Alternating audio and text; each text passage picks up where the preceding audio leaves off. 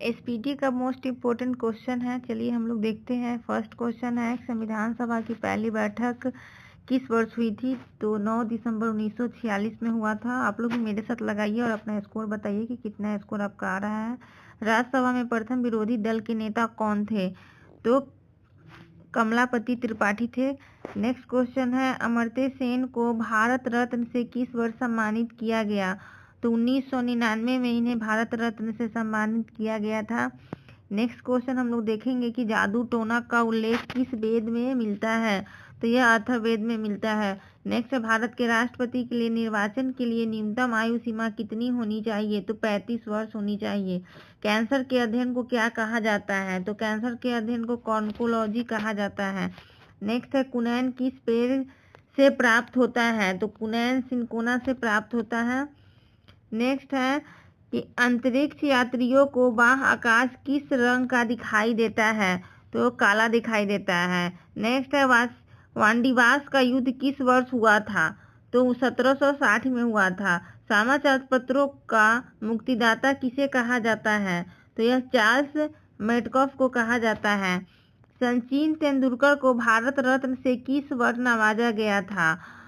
तो 2014 में भारत रत्न से इन्हें नवाजा गया था। पृथ्वी दिवस कब मनाया जाता है? तो 22 अप्रैल को पृथ्वी दिवस मनाया जाता है।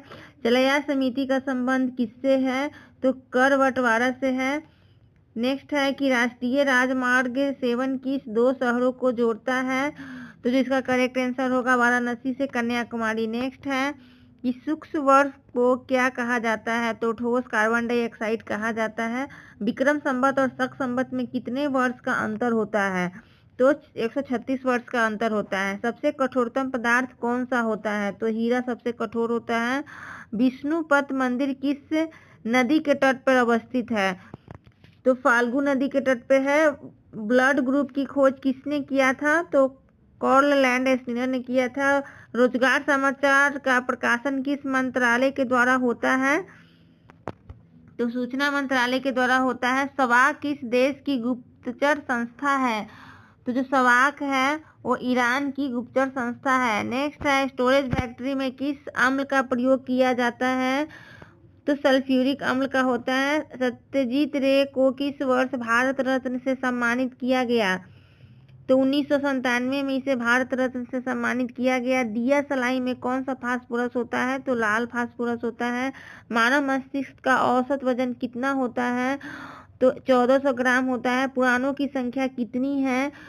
तो 18 है। लाल बहादुर शास्त्री को भारत रत्न से